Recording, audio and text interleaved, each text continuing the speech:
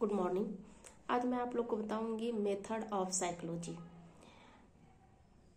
कहने का मतलब है कि कोई भी व्यवहार यदि हम मनोविज्ञान में व्यक्ति का व्यवहार या मानसिक प्रक्रियाओं को यदि अध्ययन करते हैं तो कोई ना कोई विधि से ही हम करेंगे या कोई ना कोई मेथड मुझे अपनाना पड़ेगा। जिसके ऐसे बहुत सारे मेथड हैं जिसके माध्यम से हम उसके व्यवहार या मानसिक प्रक्रियाओं को उसका जो है उस विधि के माध्यम से हम माप सकते हैं। सबसे पहले हम बोलेंगे कि अंत निरीक्षण विधि, इस विधि के माध्यम से ही हम, उसके बाद है परीक्षण विधि, प्रयोगात्मक विधि, सर्वे विधि और सारे विधि हैं इसमें। तो आज हम बात करेंगे अंत निरीक्षण विधि क्या है, अंत निरीक्षण विधि किसे कहते हैं और इसका क्या,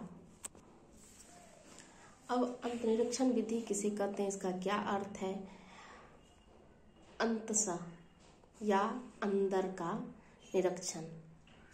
दूसरे शब्दों में हम कह सकते हैं कि जब कोई भी व्यक्ति अपने भीतर की अनुभूति का स्वयं निरीक्षण करता है तो इसे हम अंत निरीक्षण कहा जाता है। इस विधि का प्रतिपादन जो है इनका विलियम बोन्स तथा उनके शिष्य जो है टिचनर ने, उन्होंने संरचनावाद नामक स्कूल की जो है स्थापना की।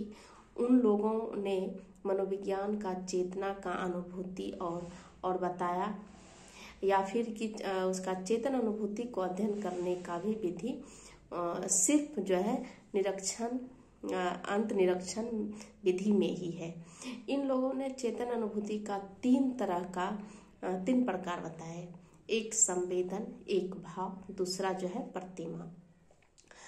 जैसे कि मान लीजिए कि कोई व्यक्ति एक कोई मृत युवक को सड़क पर पड़ा देखता है, उसे देखकर उसकी चेतना अनुभूति जो है में कुछ खास बातें सामने आती है और जिसे वह वर्णन इस तरह से करता है कि वो मृत युवक के शरीर को देखकर उसे बहुत ही दुख हुआ और ठीक उसी तरह का एक घटना हमारे पड़ोस में भी घटा था और वो जो है व्यक्ति जो है अपना उसी तरह से दिखता था या फिर उसकी उम्र या उसका सेम था। इस तरह की बात को वो जो है अब अंत निरीक्षण करता है और उसका वो बताता है।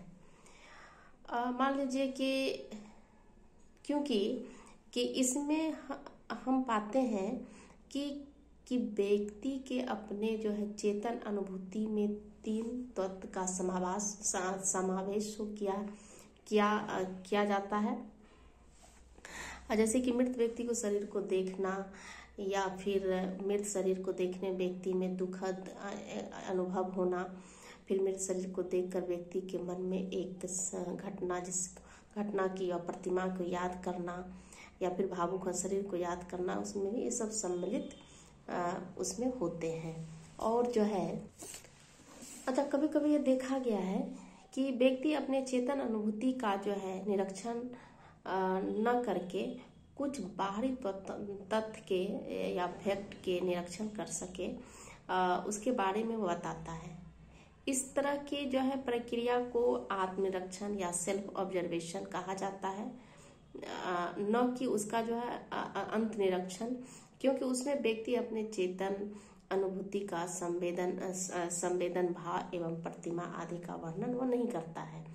और उदाहरण के तौर पर हम मान लेते हैं कि जब कोई व्यक्ति अपने शरीर के बाल को देखकर या फिर मान लीजिए कि उजला हो जाता है तो उसको या उसके बारे में वो देख के उसके अधिकतर अगर जहाँ वो बोलते हैं कि हमारा बाल सफ़ेद हो गया है, तो वो जो है आत्मनिरीक्षण का उदाहरण होगा। इस विधि का जो है बहुत सारे मनोवैज्ञानिकों ने विधि के बारे में सफलता की बात कही है, और इसकी सफलता इस बात पर निर्भर करती है कि अंत निरीक्षण करने वाले व्यक्ति जो है किसी प्रकार का पूर्वाग्रह या पक्षपात की भावनाओं ना हो, और अंत निरीक्षण करने वाले व्यक्ति को अपने ध्यान या फिर अवधान का प्रक्रिया पूर्ण नियंत्रण हो।